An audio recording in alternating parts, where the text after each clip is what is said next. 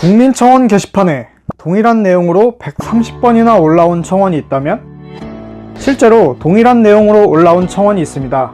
바로 동성결혼을 합법화해달라는 청원이 그것인데요. 동일 청원이 130번이나 올라왔으면 그 중에 한 번은 20만 명이 넘지 않았을까요? 안타깝게도 그건 아닙니다. 가장 많은 동의를 받은 청원은 한 번에 2만 7천 개가 전부입니다. 개수에 비해 파워는 신통치 않네요. 그럼에도 불구하고 한 달이 뭐다 하고 올라오는 동성결혼 합법화 청원, 관심 없으신 분들은 동성결혼이 되는 나라가 있나? 궁금하시죠? 처음으로 동성결혼을 합법화한 나라는 무려 1989년에 덴마크가 합법화했습니다. 당시 우리나라는 뭐하고 있었을까요? 동성애자는커녕 국민의 인권조차 제대로 존중받지 못하던 시기였습니다. 이거 뭐 제3세계 몇몇 국가만 합법화된 거 아닌가 할 텐데요. 이후 네덜란드, 벨기에 등 유럽의 개방적인 국가들을 시작으로 현재 24개국이 동성결혼을 합법화했습니다. 거의 대부분이 선진국인 OECD 국가들입니다. 이야, OECD 국가 중에서는 동성결혼이 합법인 국가가 더 많네요. 더 놀라운 것은 2019년에는 아시아 국가 최초로 대만이 동성결혼을 합법화한다는 거죠. 근데 얼마 전에 동성결혼을 누가 한다는 기사를 본 것 같은데요.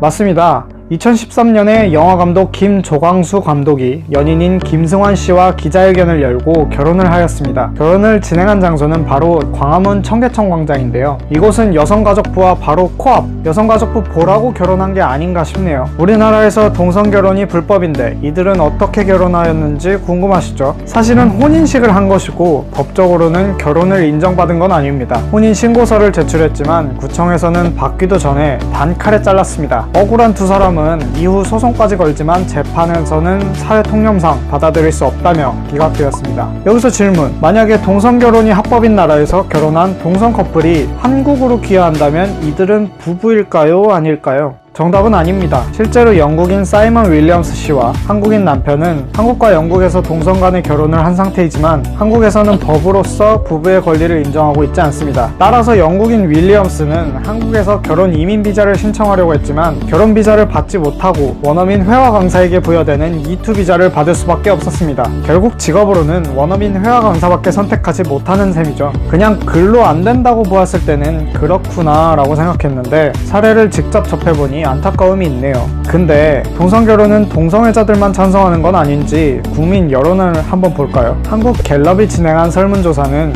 연도별로 큰 차이가 있습니다. 2001년에는 찬성 17%, 반대 67%였는데요. 이것이 2017년에는 찬성 33%, 반대 58%로 바뀝니다. 그런데 이 설문조사를 연령별로 자세히 보면 또 흥미로운 결과가 보입니다. 바로 19세에서 29세 사이, 그러니까 청년층의 찬성 비율이 전 연령대에서 최초로 반대를 앞질렀습니다. 무려 66%를, 청년층들은 3분의 2가 동성결혼에 찬성한다는 건데요. 반대로 60대의 반대율은 76%로 반대하는 비율이 압도적으로 많았습니다.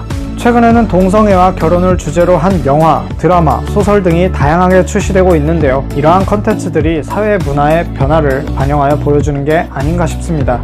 동성결혼 관련 청원에 공감하시나요? 공감하시면 아래에 링크를 타고 들어가서 청원에 동참해주세요. 본 채널은 다양한 의견을 청취해보고 사회가 발전하는 방법을 연구하고 있습니다. 좋아요와 구독 버튼을 통해 저희 채널과 함께 해주세요.